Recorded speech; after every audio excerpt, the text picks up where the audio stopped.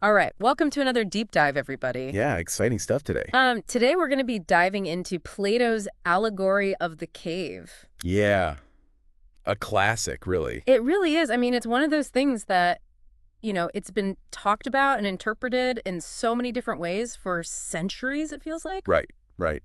And still so relevant. Yeah, still so relevant. So, you guys sent in some fantastic resources for this one, and we're really going to try to excavate as much as we can. Yeah, get to the core of it. What does it mean? Why does it matter? Why are we still talking about it? Yeah, exactly.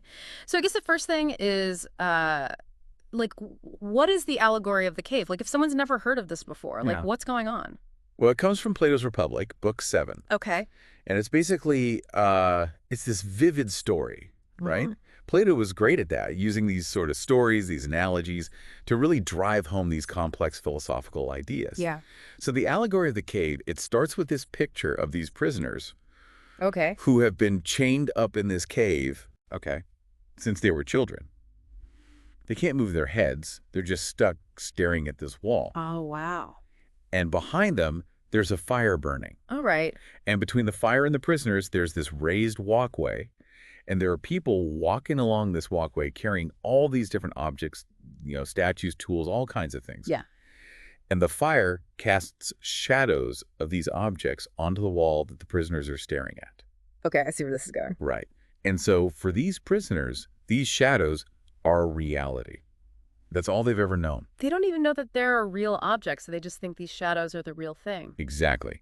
They give the shadows names, they talk about them, they base their whole understanding of the world on these flickering images on the wall. So their whole world is literally like a two-dimensional shadow puppet show. Yeah, pretty limited, right? Very limited. And that's kind of the point that Plato was trying to make. Yeah, okay. So then what happens? What's the next part of the story? Well, here's where it gets interesting. Plato says that one of these prisoners is suddenly freed. Oh, okay. Imagine that, right? To suddenly be able to turn your head, to see this fire, to see these objects, To see the real things. the real things, it would be incredibly disorienting, even painful. I mean, yeah, if your whole world has been these shadows and then you suddenly see, like, the true source of the light, it's got to be shocking. Absolutely. And Plato even says this prisoner's is like dragged out of the cave into the sunlight. Oh, wow. So they're not really given a choice. It's like, boom, here's reality. Yeah, it's kind of a forceful awakening. Yeah. And this journey out of the cave into the sunlight, it represents the process of enlightenment, of gaining true knowledge. Okay. But it's not easy. Plato describes how at first, this prisoner can only look at the shadows of things outside the cave, Mm-hmm. then reflections in the water, then finally the actual objects themselves. It takes time to adjust to this brighter, more real world. It's like their eyes have to adjust to this new level of reality. Exactly. It's like, you've been in a dark room for a long time and you step out into the sunshine. It takes a minute. That's a great analogy. And eventually, the prisoner can even look at the stars and the moon. Wow. And finally, even the sun itself. The source of all that light. Exactly. And the sun, in Plato's analogy, represents the ultimate source of knowledge and truth. I'm seeing a pattern here. Right. So it's this journey from the darkness of the cave, where you only see these shadows, these sort of distorted versions of reality, Yeah. to this full illumination of the sun, which represents true understanding, true knowledge. So it's a pretty powerful metaphor for, like, the process of learning and growing, right? Exactly. It's about that journey from ignorance to enlightenment. Okay, so this prisoner has seen the light, literally. What happens next? Well, this is where it gets even more interesting. Okay. Plato says that this prisoner feels this deep urge to go back down into the cave Really? and try to share this new knowledge with the other prisoners who are still chained up. Why would they want to do that? I mean, it sounds kind of dangerous, doesn't it? Well, they feel this sense of responsibility. They've seen the truth, and they want to help others see it too, even if it means going back into that darkness. That's noble, but I can imagine it would be a tough sell. Like, how do you convince someone that their whole reality is basically an illusion? Exactly. And that's exactly what Plato's getting at. Yeah. The prisoners who have never seen anything but the shadows, they wouldn't understand. They wouldn't believe it. They'd probably think he's crazy, right? Exactly. They might even try to harm him for challenging their worldview. It's like, don't mess with our shadows. Right. And Plato actually concludes that if the freed prisoner persisted in trying to free them, they might even kill him. Whoa, that's dark. It is. But it's a powerful illustration of how difficult it can be to challenge deeply ingrained beliefs, even when those beliefs are based on ignorance. Yeah, it's like that saying, it's easier to fool people than to convince them they've been fooled. So, okay, that's the story itself. But, like, what was Plato actually trying to say with this? What's the deeper meaning? Well, Plato himself tells us that this allegory is about the impact of education, or the lack of it, on our nature. He's saying that the cave represents the world we perceive through our senses, the world of appearances, the world of shadows. Okay. And the world outside the cave, the world of sunlight, represents true knowledge, the knowledge that we can access through reason and intellect. And this ties in with his whole theory of forms, right? Absolutely. Can you remind everybody, like, what's that all about? So basically, Plato believed that the physical world that we experience is not the ultimate reality. It's just a shadow, a reflection of a higher, more perfect realm of forms or ideas. Okay. So for example, take the concept of beauty. We see beautiful things in the world, right? Beautiful flowers, beautiful sunsets, beautiful people. But Plato would say that all of these things are just imperfect copies of the true form of beauty, which exists in this eternal, unchanging realm of forms. So it's like there's this perfect blueprint for beauty that exists outside of our physical world, and everything we see is just a kind of a pale imitation of that. Exactly. And the same goes for concepts like justice, truth, goodness, all these things. There's a perfect form of each of these concepts that exists in this higher realm. So the objects being carried around behind the prisoners in the allegory, those are like a step closer to the true forms, but they're still not the real deal, right? Yeah, you could see it that way.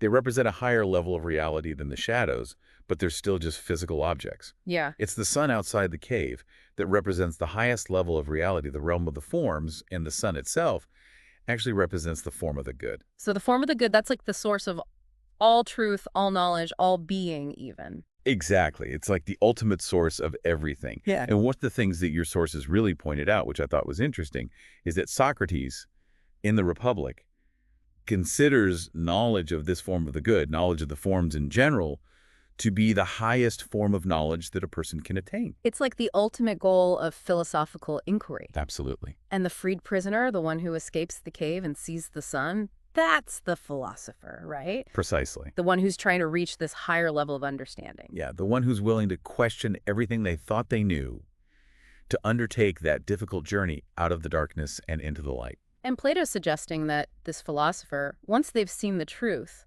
they have this duty to go back and try to help others see it too, even if it's dangerous, even if they face resistance. Exactly. Because they've seen something that the others haven't, and they want to share that, right? They feel this sense of responsibility, this urge to enlighten others.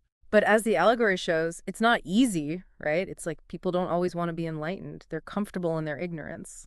That's right. And it can be even dangerous to challenge those deeply held beliefs, even though those beliefs are false. It makes me think of another quote. I think it was Goethe who said, "None are more hopelessly enslaved than those who falsely believe they are free." Oh, that's a good one. Yeah, it's that idea that if you don't even realize you're in a cave, if you think the shadows are the real thing, then you're never going to even try to escape. And one of the things that your sources mentioned that I thought was interesting is there are some pretty clear parallels between the allegory of the cave and some other things that Plato talks about. Oh, yeah, absolutely. Um, I mean, the cave itself, there's this connection to this idea in the Phaedo, where the soul before philosophy is described as like a prisoner in a cell, perceiving reality only through the bars of a prison. yeah. So there's this image of being trapped, both intellectually and spiritually. Yeah, okay. And then, of course, is the analogy of the sun, which is also in the Republic, and that directly relates to the form of the good. Yeah. And then, I mean, there's the divided line analogy, which is all about the different levels of understanding, starting with shadows and moving up to the forms. So, It's all connected. yeah, it's all part of this bigger picture of Plato's philosophy. Okay, so that's kind of, I think, a good overview of the allegory itself and what Plato might have been getting at. But obviously, this is a story that's been interpreted in so many different ways over the centuries. What are some of the major interpretations that have been put forward? Right, right. I mean, one of the key things to remember is that while Plato was definitely concerned with knowledge and reality, with epistemology and metaphysics, the allegory is so rich with symbolism that it's lent itself to a whole range of interpretations over the years. Yeah. For example, I know a lot of your sources focused on what we could call the epistemological interpretation. Yeah. So that's really focusing on the idea of knowledge and how we acquire it and how our minds can be like caves, Yeah. limited by these biases and assumptions that we rarely even question. So it's not just about the external world, the physical cave, but it's also about the limitations of our own thinking, the mental cave we might be trapped in. Exactly. Yeah. Exactly. And that was really emphasized by scholars like Richard Lewis Nettleship, who really focused on that aspect of the allegory. Yeah. And then you've also got this political interpretation, which is also really popular. So, okay. And from this angle, the cave becomes this allegory for human nature within a political system. Okay. So the shadows represent the kind of distorted information or even the ideologies that are kind of propagated by society or by the ruling powers. Oh, okay. I see. And then the philosopher is like the person who sees through those illusions, but often faces opposition from those who are comfortable with the status quo. So it's like that struggle between those who want to maintain power and control and those who are trying to expose the truth, kind of. Exactly, yeah. And scholars like A.S. Ferguson and even Hannah Arendt, Mm. have explored this political dimension quite a bit. Okay, yeah. So it's like the allegory can be applied to like individual struggles with knowledge and perception, but also to these broader social and political dynamics. Yeah, absolutely. And there are even, more philosophical interpretations out there. Like Heidegger, for example, he looked at the allegory through this lens of freedom and truth. Okay. So he's asking, like, what does it actually mean to be free enough to perceive truth, right? Okay, yeah. And of course, all of these interpretations, they're really enriched by understanding the other analogies that Plato uses in the Republic. Right. So we've got the divided line analogy, which maps out these different levels of understanding from the shadows all the way up to the forms. Right. And then you've got the analogy of the sun, which represents the illuminating power of the form of the good. So it's all really interconnected. It's a whole philosophical ecosystem. Yeah, exactly. And it really gives you a sense of the depth and complexity of Plato's thought. One of the things that I thought was really interesting, actually, and you sent this really cool Wikipedia article about it, is the history of allegorical interpretations of Plato. Oh, yeah. That's fascinating stuff. Yeah, I mean, for a really long time, like over 1,500 years. It's a long time. It's a really long time, like from the 1st century CE all the way through the Renaissance and even into the 18th century. The main way that people understood Plato was through allegory. Yeah, that was really the dominant approach. And it wasn't just like some random scholars here and there. I mean, you had some major figures in the history of philosophy who were really into this, right? Oh, yeah, absolutely. I mean, you had Plotinus, you had Proclus, you had Ficino. These were like the heavy hitters of Platonism. Yeah. And they all believed that Plato was often using allegory to convey these deeper hidden meanings that weren't immediately obvious on the surface. Yeah, it's like they thought there was a secret code embedded in his dialogues. Right. Like there was an esoteric layer of meaning that only the initiated could really grasp. It's so interesting how, like, one person's writing can be interpreted in so many different ways, you know? It really is. And I mean, this allegorical approach, it wasn't limited to Plato either. Yeah, you're right. It was huge in religious thought as well, wasn't it? Oh, yeah, big time. I mean, think about Philo of Alexandria, right? Yeah. He was using allegory to interpret the Hebrew Bible. And Origen, he was doing the same thing with Christian scripture. Yeah. And that actually led to the whole idea of the fourfold sense of scripture, which was a major part of Christian hermeneutics for centuries. Right. That's where you have the literal meaning, the allegorical meaning, the moral meaning, and the anagogical meaning. Exactly. And even in Islamic mysticism, like Sufism, you find a lot of emphasis on allegorical interpretation of the Quran. It's like this one way of reading text just kind of spread across cultures and religions. Yeah, it's really fascinating how these ideas can travel and evolve over time. And then, of course, you have the Renaissance, which was this huge revival of interest in classical learning. And Ficino was a big part of that, right? Oh, yeah, absolutely. I mean, Ficino's translations and commentaries on Plato were incredibly influential. And he was a big proponent of this allegorical approach. He believed that Plato was using allegory to, like, conceal these profound philosophical truths from those who weren't ready to understand them. It's like a kind of intellectual gatekeeping almost. Yeah, in a way, but it was also about preserving these teachings, making sure they didn't fall into the wrong hands. Okay, yeah, I see. So for a really long time, allegorical interpretation was like the default way to understand Plato. But then things started to change, right? Yeah, in the early modern period, you see this shift towards what's called the literalist turn. And that was influenced by the Reformation, wasn't it? Yeah, definitely. I mean, figures like Martin Luther, they were really emphasizing this idea of sola scriptura, which means Scripture alone is the ultimate authority. Mm. And so they were really pushing back against these complex allegorical interpretations that had become really prevalent in the Catholic Church. Yeah. And this whole debate about how to interpret religious texts, it actually kind of spilled over into the study of classical philosophy. Oh, okay. And so you start to see this rejection of allegorical readings of Plato as well. So basically, this theological debate ended up having an impact on how we understand an ancient philosopher. Exactly. And it's really interesting how these intellectual currents can cross-pollinate in unexpected ways. Yeah, for sure. And then later on, you see these new approaches emerge, like the modern esoteric interpretations and the so-called revisionist view. Can you talk about those a bit? Sure. So the modern esoteric interpretations, they kind of picked up where the earlier allegorical readings left off, but they took things in a bit of a different direction.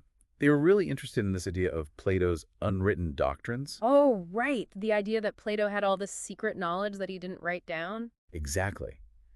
And so these scholars, like Teneman, they were arguing that Plato had this whole hidden philosophical system that was only passed down orally to his students. So it's like there's this whole other layer of Plato's thought that we don't have direct access to. Right. And it's this kind of mysterious, almost mystical element that Yeah. really appealed to some scholars. Yeah, I can see why. And then the revisionist view, what's that all about? Well, the revisionists, they're kind of trying to find a middle ground between the traditional allegorical readings and the more literalist approaches. Okay. They're saying that we don't need to rely on these elaborate allegorical interpretations or these secret doctrines to find depth and complexity in Plato's thought. Right. They argue that a lot of the themes and ideas that were later associated with Neoplatonism are actually present in Plato's dialogues themselves, if you read them carefully. So it's like they're saying that Plato was more of a proto-Neoplatonist than we might have thought? Yeah, something like that. It's a really interesting debate, and it shows how our understanding of Plato is still evolving. Yeah, it's cool how these conversations can span across centuries. But let's bring it back to the allegory of the cave itself for a minute. We've talked about its origins, its meaning, its interpretations, but it's also had a huge impact on culture and thought more broadly, hasn't it? Oh, yeah, absolutely. I mean, it's one of those ideas that's just seeped into the collective consciousness. Right. And you see it reflected in all sorts of different fields like philosophy, literature, art, even popular culture. Yeah, and you guys sent some great examples of this in your sources. Yeah. For example, Francis Bacon, who was a philosopher and scientist in the 17th century, he talked about the idols of the cave, which was his way of describing the biases that can distort our thinking. Right, those kind of individual prejudices that can keep us trapped in our own little mental caves. Yeah, exactly. And then you have Thomas Brown, another 17th century writer. He used the cave as an analogy for our limited understanding of the afterlife. Oh, that's interesting. I hadn't thought about it that way before. Yeah, it's like he's saying that we're kind of like the prisoners in the cave. We only have this limited, shadowy view of what lies beyond this life. I like that. And then more recently, you have Jeremy Griffith in his book, A Species in Denial. He actually provides a whole interpretation of the allegory in the context of human psychology. Yeah, he's really trying to connect it to our understanding of human nature. Yeah. And then, of course, there are so many examples in popular culture. Oh, yeah, tons. I mean, The Matrix is like a classic example. Where, Totally. The whole idea of being trapped in this simulated reality, it's straight out of the allegory of the cave. yeah, and then you have films like The Truman Show and Dark City, which also deal with themes of manipulated reality and the struggle to break free from illusion. And even in literature, you see these themes popping up all over the place. Like you mentioned Jose Saramago's The Cave, which is obviously a direct reference to the allegory. Yeah, and Ray Bradbury's Fahrenheit 451, which explores the dangers of censorship and the suppression of knowledge. And it's not just in books and movies either. I mean, even the band Orphanland, they have a whole concept album based on the allegory of the cave. It's amazing how this one story has managed to resonate with so many people in so many different ways and for such a long time. It really is. And I think that speaks to the power of the allegory, its ability to capture something fundamental about the human experience. So I guess the big question is why? Like, why is the allegory of the cave still considered such a valuable thought experiment? Why are we still talking about it today? I think it's because it forces us to confront some really uncomfortable truths about ourselves. Okay. It challenges us to question our perceptions of reality, to ask ourselves, what are the shadows that we might be mistaking for the real thing? What are the biases and assumptions that are shaping our worldview? It's like a call to wake up, to become more aware of the forces that might be influencing our thinking. Exactly. And it also highlights the difficulty of seeking truth, the resistance we might face when we try to share new ideas or challenge the status quo. It reminds us that enlightenment isn't always easy or comfortable. It can be a really challenging process. Yeah, it can be, Yeah. but it can also be incredibly liberating. Right. And I think that's why the allegory of the cave continues to resonate with us today. It's a story about the power of knowledge, the importance of critical thinking, and the courage to see the world beyond the shadows. So to kind of bring this all together, I think we've covered a lot of ground here. We talked about the story itself, Plato's likely intentions, the many ways it's been interpreted, its impact on history and culture, and why it's still so relevant today. Yeah, it's been a really fascinating deep dive. It has. And I think, ultimately, it's a really powerful and enduring thought experiment for you, our listener. It's a story that can really make you think about the nature of knowledge, the limitations of our perception, and the importance of questioning everything. Yeah, and it's a reminder that we all have our own caves that we need to escape from. Absolutely. So our final thought for you to ponder as you go about your day is this. What are the shadows in your own life? What are the things that you might be mistaking for reality? And what would it take for you to escape your own cave and see the world in a new light? Yeah, those are some big questions, but I think they're worth asking. Definitely. And if you're interested in exploring these ideas further, we highly recommend checking out Plato's Republic and digging into the many layers of this timeless allegory. All right, well, thanks for joining us on this deep dive. We'll see you next time. See ya!